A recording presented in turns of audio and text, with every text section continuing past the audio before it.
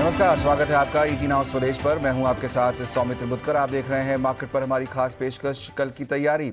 आइए आपको बताते हैं कि क्या खास लेकर आए हैं आज के शो में हम आपके लिए। पूरा हफ्ता बाजार का खत्म हो गया और अब नजरें होंगी कि अगले हफ्ते बाजार में क्या हो सकता है, कौन कौन से वो ट्रिगर्स होंगे जो बाजार के लिए जरूरी होंगे, उन पर हम चर्चा करेंगे अपने मेहमानों से। डेटा को लेकर क्या खास बोले हैं मुकेश अंबानी, आपको सुनवाएंगे हम शो में आगे। साथ ही अगले हफ्ते क्रेडिट पॉलिसी आने वाली है, क्या उम्मीद कर सकते हैं, उस पर भी होगा हमारा focus.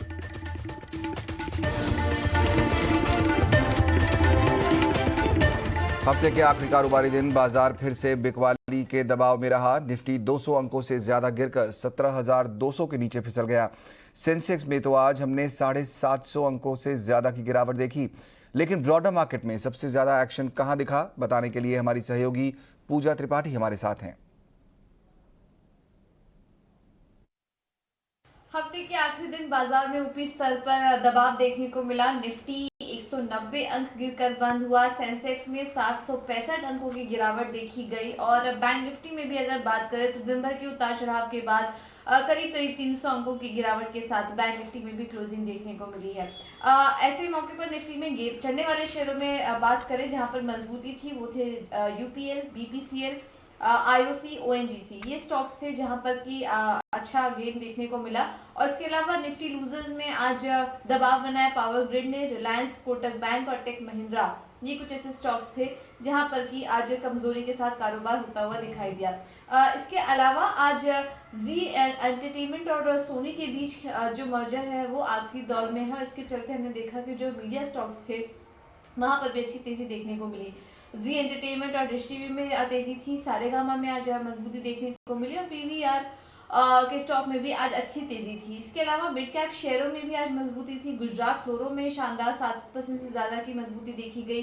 Jet Airways, Indian hotels और जैन इरिगेशन भी आज मजबूती के साथ कारोबार कर रहे थे। और मिड कैप आईटी में जो लगातार तेजी का दौर था वो अभी भी जारी है। पूरे हफ्ते हमने देखा मिड कैप आईटी शेयरों में अच्छी तेजी थी। इसमें रैमको सिस्टम्स, एचसीएल इन्फो, इंटेलेक्ट डिजाइन, केपीआईटी टेक, ये आज के बड़े गेनर्स थे मिड कैप आईटी स्पेस में। बिल्कुल, इस पूरे हफ्ते हमने बाजार में काफ़ी वॉलेटिलिटी देखी और ऐसे में हमने कई सारे बाजार के एक्सपर्ट से बात भी की। आइए उनका नज़रिया सुनवाते हैं। कोटक पोर्टफोलियो मैनेजमेंट सर्विसेज के हेड और पोर्टफोलियो मैनेजर अंशुल सहगल का कहना है कि कंपनियों की अर्निंग ग्रोथ अच्छी है, जिससे बाजार में तेज़ी बनी रहेगी। सुनते हैं अर्निंग ग्रोथ और बैंकिंग सेक्टर पर उनका क्या आउटलुक है। तो ये बहुत क्लियर है कि अर्निंग्स ग्रोथ बहुत स्ट्रांग रही है सेकंड क्वार्टर में भी, इस फाइनेंशियल ईयर 22 के करीब करीब बीएसई 200 में 14% का अर्निंग्स ग्रोथ आया है इवन इस क्वार्टर में। और हमें ये मान के चलना चाहिए कि पिछले साल सेम क्वार्टर का बेस हाई था, क्योंकि उस साल कॉस्ट कुछ भी नहीं थी, वो लॉकडाउन पीरियड था, कॉस्ट कुछ भी नहीं थी। अर्निंग्स जो भी थी वो सीधा बॉटम लाइन में आ रही थी, रेवेन्यूज। इस वजह से मार्जिन काफी एक्सपैंड हो गए थे। उसके बावजूद इस बार कुछ 14% का ग्रोथ आया है और जो कि काफी हेल्दी है। हमारा ये मानना है कि अगले क्वार्टर में भी ग्रोथ अच्छा होना चाहिए, करीब 9-10% के करीब का ग्रोथ होना चाहिए। और ये भी हाई बेस पे होगा, क्योंकि दिसंबर क्वार्टर लास्ट ईयर का वो भी अच्छा क्वार्टर था। अगर हम इतनी स्ट्रेंथ अर्निंग्स ग्रोथ में देख रहे हैं, जबकि हमारे अगर हम आसपास देखें इन्फ्लेशन इतना बढ़ गया है, जितनी कमोडिटीज है, रॉ मटेरियल है, सब कुछ इतना बढ़ गया है, डिस्पाइट दैट हम इतना हेल्दी ग्रोथ देख रहे हैं। तो उससे हमें एक तरह से ठहराव आना चाहिए कि अर्निंग स्ट्रांग रही तो मार्केट्स रिबाउंड करेंगी ही करेंगी। शॉर्ट टर्म में अब पिछले साल में इतनी मार्केट चली है, थोड़ा बहुत उसको रुक के सांस लेना मार्केट की हेल्थ के लिए भी अच्छा है। बिल्कुल, आईएफएल सिक्योरिटीज के डायरेक्टर संजीव भसीन ने कहा है कि बाजार में उतार चढ़ाव लगा रहता है। साथ ही उन्होंने बैंकिंग और रियल एस्टेट सेक्टर को अपना पसंदीदा सेक्टर भी बताया है कि ये बैकबोन है। If over a period of time आपने देखा ही है, 7 करोड़ तो क्रिप्टो कर रहे हैं, तो 4-5 करोड़ के अगर अकाउंट यही बढ़ते हैं 3, तो then you will have massive type of share market ऊपर नीचे जाना, वो कारण दूसरे होते हैं। But I think fund flows are here to stay. The retail investor not looking at the next 3 days 3 months, वो तो अगले 10-12 साल देख रहा है, which is the turning point for Indian stock markets. और ये कोविड ने दिखा दिया ये अगले 20 महीने में कि fear is the greatest opportunity. इस कारण से don't be alarmed if you see a equally sharp rise in the coming days in the stock market. तो देखिए, बजट से पहले न्यू हाई तो जरूर आएगा। अब इंडेक्स पे आ रहा है तो इसका मतलब there has to be substance. मुझे आज की डेट में अर्निंग्स पे बैंक्स, रियल एस्टेट, कंस्ट्रक्शन और सेलेक्ट मेटल्स बहुत अच्छी पॉकेट्स दिख रहे हैं। और बैंक्स में तो अर्निंग्स के बावजूद दे हैव नॉट परफॉर्म, सबसे अच्छी अर्निंग बैंक। और अब कॉस्ट ऑफ मनी, आज ही मैं पढ़ रहा था कि some of the telecom companies are returning their bank guarantees because cash inflows आ गया। अब इससे अच्छा तो हो ही नहीं सकता। all asset classes which were weak are starting to start getting stronger and bank credit flow into retail and you know the reopening, ये थोड़ा सा ओमनिकॉम का है which again could be a blessing in disguise। I think it's a no brainer that banks, कुछ large cap, कुछ mid cap, कुछ construction, कुछ Larsen and Toubro my top favourite and so on, real estate, ये सब आउट परफॉर्म करेंगे ये दोनों। और मेरे टॉप पिक्स एचडीएफसी और आईसीआईसीआई हैं, क्योंकि देखिए credit card business is booming. HDFC का जो cost of deposit is going to be the lowest, और उसके यहाँ जो है ना, जो उसकी कॉस्ट ऑफ कैपिटल ग्रोथ है वो सबसे अच्छी है। साथ में एसेट क्वालिटी बढ़िया है। जो उनकी न्यू मैनेजमेंट आया है, उनकी जो डिजिटल चेंज ऑफ गार्ड है फिनटेक का, वो बहुत पॉजिटिव है। So ICICI of course is my top favourite, followed by HDFC and then State Bank. ये बाजार घूमेगा तो रिलायंस के बहुत ही। और आप मिस कर रहे हो कि अगर सऊदी अरामको को उसने पार्ट में नहीं दिया, it was done at 1400 and he was going to give you an OTC business with also retail and the digital business. Now Jio, now he himself is saying कि वो कैश रिजर्व डेट फ्री हो गया रिलायंस 18 महीने में, जो उसने promise किया था। तो आई थिंक रिलायंस यहां से चार्ज लीड करेगा। अगर निफ्टी ने 18,500 देना है, रिलायंस 27,500 पहले जाएगा, बाद में 100 रुपए घटेगा। तो ये लेने वाले मौके हैं रिलायंस। आपने जैसे जिक्र किया, Reliance would be top of the charts. Okay, वो संजीव भसीन जी के वहाँ पर टॉप पिक्स। हमारे आज के मेहमान मंदार जामसांदेकर हमारे साथ जुड़ गए हैं। मंदार, बहुत बहुत स्वागत आपका ईटी नाउ स्वदेश पर। बहुत सारे आइडियाज़ यहाँ पर संजीव जी ने बताया, उन पर भी हम बात करेंगे। फिलहाल बात करेंगे निफ्टी की आपसे। 17,200 का लेवल तोड़ दिया है फिलहाल, एक बार फिर से क्लोजिंग वीकली वहाँ पर हुई है। आप वरिड होंगे इससे, या आपको लगता है कि ज़्यादा चिंता करने की बात नहीं है, अगला हफ्ता शायद ठीक होगा? सौमित्र जी, गुड इवनिंग। अच्छा देखिए, मार्केट फिलहाल एक इनडिसीजन से रेंज में अटका हुआ है, तो इसलिए ये जो आज का फॉल है इसमें मैं ज्यादा कुछ रीड नहीं करूंगा, क्योंकि मैं तो ओवरऑल एक 800 पॉइंट का रेंज देख रहा हूं निफ्टी के लिए। और ये रेंज ऊपर में 17,600 का है और नीचे में 16,850 का है। तो ये जो 800 पॉइंट के रेंज है, इसमें हमें ये इस तरीके के ट्रेड्स जो हैं, एक दिन मार्केट ऊपर जाएगा, एक दिन नीचे आएगा, इस तरीके के ट्रेड्स हमें देखने को मिल सकते हैं। तो बेसिकली ये जो 800 पॉइंट का रेंज है, ये एक इनडिसीजन रेंज है। और इनडिसीजन क्यों? क्योंकि करंट जो सिचुएशन की वजह से मार्केट नीचे है, यानी कोविड का जो नया वेरिएंट आया हुआ है, ये एक इवॉल्विंग सिचुएशन है। तो मार्केट जज करने की कोशिश कर रहा है कि आगे जाते हुए क्या होगा, क्या केसेस बढ़ेंगे, केसेस नहीं बढ़ेंगे, लॉकडाउन होगा नहीं होगा, इस तरीके का अभी तक मार्केट को क्लैरिटी नहीं मिल रही है। तो ये एक इनडिसीजन का पीरियड है। और इनडिसीजन का जो पीरियड होता है, वो ऊपर की तरफ मार्केट को सस्टेन कराना, यानी वहां पे फ्रेश बाइंग, फ्रेश इंटरेस्ट आना जो मार्केट को ऊपर रख पाए, ये थोड़ा सा डिफिकल्ट होता है इस सिचुएशन में। और इसलिए आज का जो फॉल है, एक तो फ्राइडे था, भी वीकेंड भी है, प्लस ये ऊपर भी चल चुका था, इसलिए मुझे लगता है कि आज का फॉल हमें देखने को मिला। लेकिन ये ओवरऑल रेंज वॉच करना जरूरी है। नीचे 16,850 और ऊपर में 17,600। इस दौरान इंडेक्स पे ज्यादा ध्यान ना दे तो वो ज्यादा बेहतर होगा। स्क्रिप्ट स्पेसिफिक व्यू रखें, वो उसमें आपको ज्यादा करके अपॉर्चुनिटीज मिलने वाली हैं, और दोनों तरफ मिलेंगी। शॉर्ट की साइड पे भी मिल जाएंगे और लॉन्ग की साइड पे भी बहुत सारी अपॉर्चुनिटीज मिलेंगी। बिल्कुल, तो स्टॉक स्पेसिफिक होकर चलना ही इस समय सबसे बेहतरीन स्ट्रैटेजी है, जैसा आप पहले भी बता रहे थे मंदार।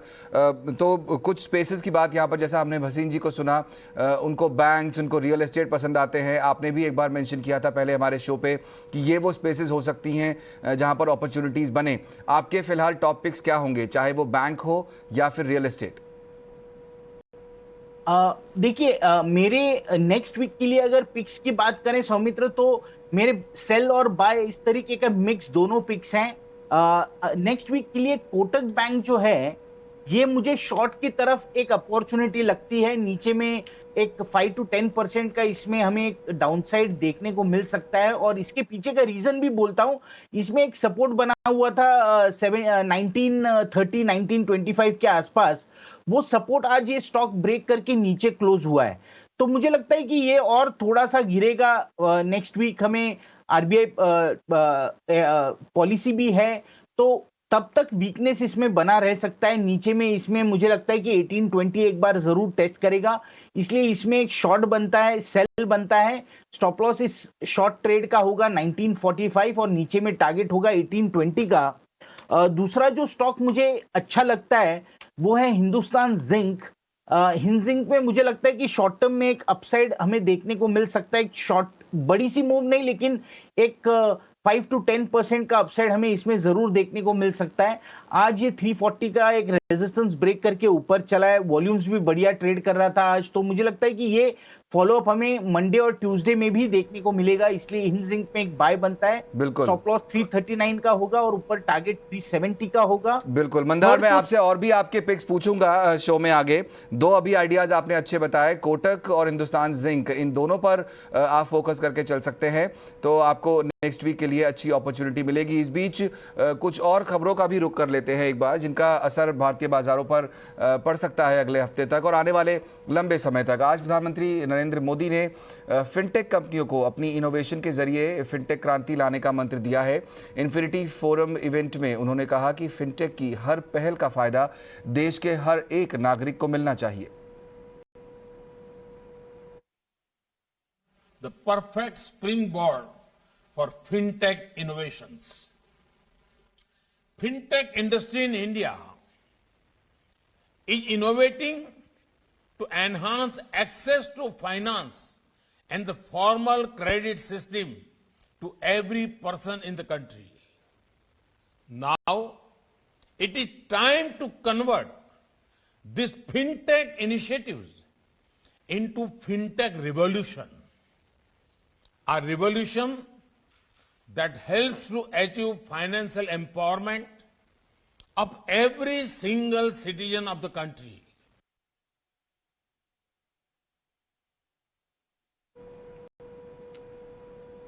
ओके, और इसके अलावा हमने देखा कि इसी इवेंट में मुकेश अंबानी और उदय कोटक जी ने भी बात की और उन्होंने ये बताया कि आने वाला समय किसका होगा। मुकेश अंबानी जी ने कहा है कि डेटा आने वाले समय में नया ऑयल होगा, और साथ ही साथ उदय कोटक ने कहा है कि डिजिटल ओनली बैंक लाना अब हमारे देश के लिए एक बड़ी ज़रूरत बन गई है। आइए सुनते हैं क्या बोले हैं वो दोनों। Data is indeed the new oil, but this new oil is fundamentally different from traditional oil.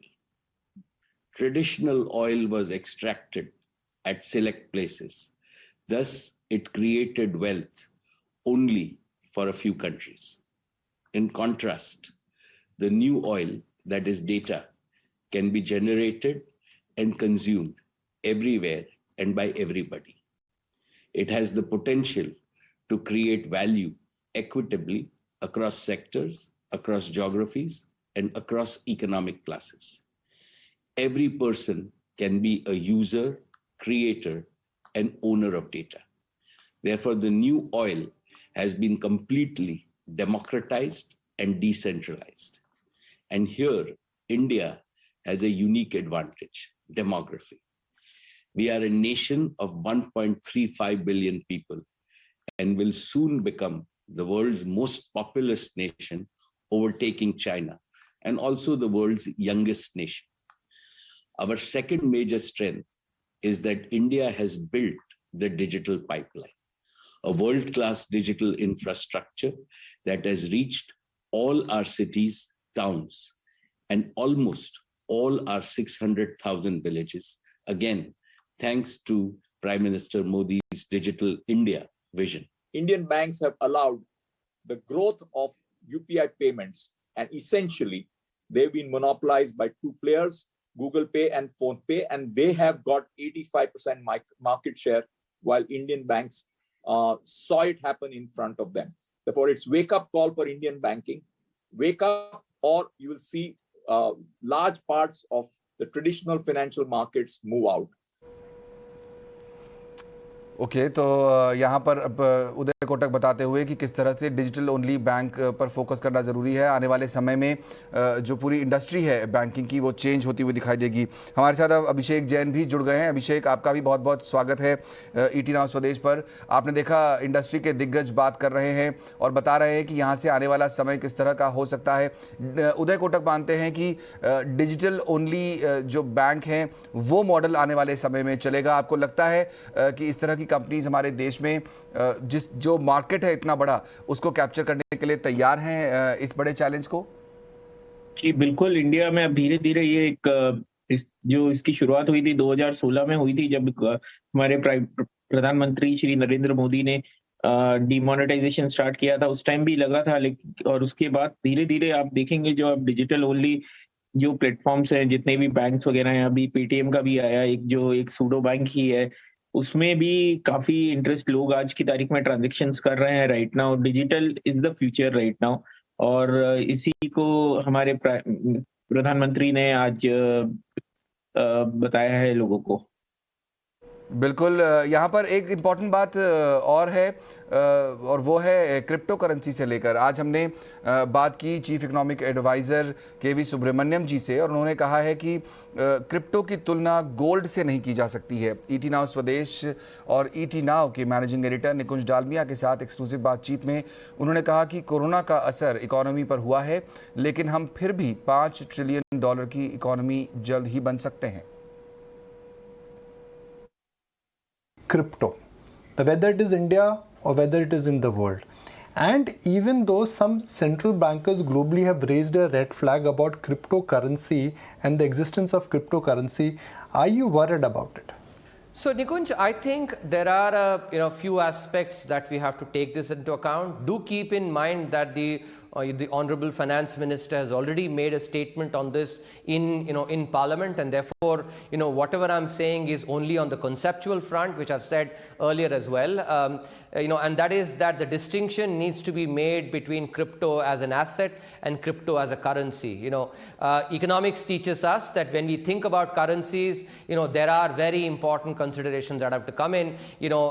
Across time, currencies have always been those that have been issued by sovereigns, and that is for good reason, because there has to, I think what really keeps a currency, provides credence to that currency is the fact that the sovereign backs it. So, I think that's something which is, very important to remember. Second point is, when you think about, even crypto as an asset, an important aspect that has to be factored in is that there is no underlying, that is, backing the price of crypto. If you take a stock, for instance, or equity stock, the cash flows of that firm is what is actually, backing for that stock. If you take gold, commodities, there is actually an asset. Unlike that, in crypto, there is no asset that is backing it, and therefore intrinsic volatility can be very high, which also then, impacts the attractiveness of crypto as an asset itself, because historically, again, assets have been those that have actually had typically, more stable values and something that is underlying. So that's the second aspect. Third point, which we actually must remember, is that whenever you take a financial innovation, that is a zero-sum game. In other words, has no benefits for the real sector, or maybe minimal benefits for the real sector, that has to be treaded very cautiously. The example that I use to illustrate this is, tomorrow if you and I, Nikunj, decide to sit and play cards with each other, and then what might happen is that money will change hands. Maybe you might become richer at my expense, but collectively the two of us will actually hold the same amount of money that we started with, at the start of the day. And we would have not done no real activity during that time. Real economy would not have benefited anything from that activity that we did. This is what happens with a zero-sum game as well. When will we become a $5 trillion economy? 2 years, 3 years, 3.5 years? Nikunj, I think we have to recognize here that every economy, across the world has been impacted by the pandemic. Not only has the pandemic affected economic goals, but it has also created uncertainty. Because as about a month back, most of us were sort of thinking that, maybe the Delta variant would be the last one, and yet now we are actually seeing the Omicron variant. So during such periods of uncertainty, till we, sort of don't see some resolution of this uncertainty, I think it will be very speculative at this point to actually, say anything on that part. But I think there's no question that we will definitely reach there soon. Chief economic adviser वहाँ पर exclusive बातचीत करते हुए हमारे managing director निकुंज डालमिया से। और आपको बताएं कि अगले हफ्ते एक महत्वपूर्ण जो इवेंट होने वाला है वो है आरबीआई की पॉलिसी। सोमवार से मीटिंग शुरू होगी और उसके बाद 8 तारीख को पॉलिसी रिलीज़ की जाएगी। हमने एक पोल करवाया, उसमें ज़्यादातर जो इकोनॉमिस्ट हैं वो मान रहे हैं कि रेट्स में बहुत बदलाव की उम्मीद नहीं है। रिवर्स रेपो रेट में कुछ बदलाव हो सकता है, ये मान रहे हैं 20% तक लोग। अभिषेक, आपको लगता है कि इस समय जो एनवायरनमेंट है वो ऐसा है कि आरबीआई अपनी पॉलिसी में कोई बदलाव कर सके? कोई रेट जो इंक्रीज होने की बात पिछले काफी समय से की जा रही है वो हो सकता है अगले हफ्ते? अगर ये ओमिक्रॉन का भी जो नया खतरा नहीं आया है तो मेरा ये व्यू था कि ऑब्वियसली रिवर्स रेपो में 25 बिप्स का इम्प्रूवमेंट मेरे को लग रहा था, बट अभी जिस हिसाब से वापस से अभी मार्केट में और ग्लोबल इकोनॉमी में ओमिक्रॉन का, हालांकि मेरे को लगता नहीं है कि अभी कोई खतरा है, बट जिस हिसाब से मार्केट में आज की तारीख में फियर बैठ गया है, उसका अगर स्लो डाउन को रोकने के लिए अभी मेरे को लगता है आरबीआई एक मीटिंग और उसको वेट एंड वॉच करेगी और उसके बाद आगे कोई कदम उठाएगी। ओके, तो हो सकता है कि एक बार और वेट करें, और ऐसी भी उम्मीद भी की जा रही है। बाजार में जितने लोगों से हमने बात की और जो पोल हमने किया है वो ऐसा लग रहा है कि एक अकोमोडेटिव रुख रखेगी जो आरबीआई है और इस बार शायद रेट न बढ़ाए। चलिए, वक्त हो गया है ये जानने का कि कौन से स्टॉक्स हमारे एक्सपर्ट्स लेकर आए हैं फिलहाल। मंदार, आपने 2 आइडियाज़ ऑलरेडी शेयर किए हैं, कुछ और आइडियाज़ भी हैं आपके पास अगले हफ्ते जिन पर फोकस कर सकते हैं?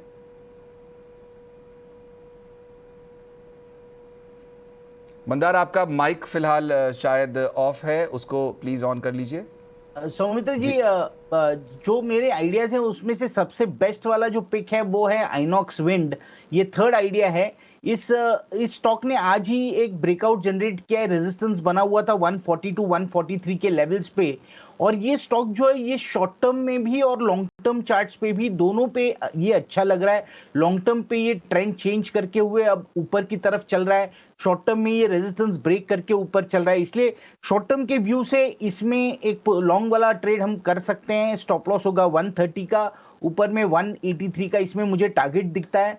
चौथा जो स्टॉक है वो है आइडिया में भी एक बढ़िया सा ट्रेड आज देखने को मिला, और सबसे बेहतर वाली बात जो इसमें देखने को मिलती है चार्ट पे वो है कि इसने एक साल से जो रेजिस्टेंस बना हुआ था 13 रुपीज 80 पैसे के लेवल पे, वो रेंज वो ब्रेक करके ये स्टॉक आज ऊपर का क्लोज हमें जनरेट करके दिया है। तो मुझे लगता है कि अगले कुछ दिनों में आइडिया में हमें एक अपमूव देखने को मिल सकती है। 1380 का इंपॉर्टेंट लेवल है, जब तक इसके ऊपर ट्रेड होता है तब तक इसमें बुलिश ट्रेड बना रहेगा, तो इसमें एक बाय बनता है। स्टॉप लॉस होगा 12 रुपए का और ऊपर में टारगेट होगा 21 रुपए का। और लास्ट वाला जो स्टॉक है वो मनप्पुरम है।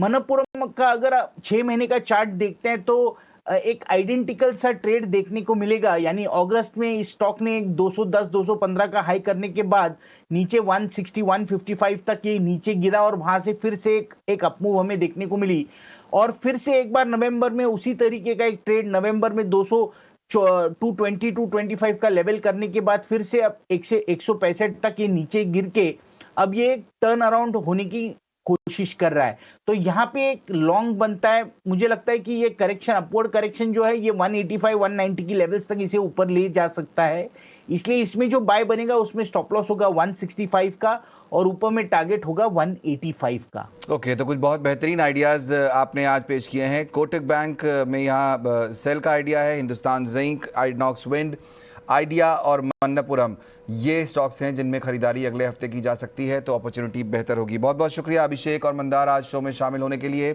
और अपने व्यूज़ और अपने स्टॉक्स हमसे हमारे साथ शेयर करने के लिए। चलिए, कल की तैयारी में फिलहाल आज इतना ही। पूरी टीम को दीजिए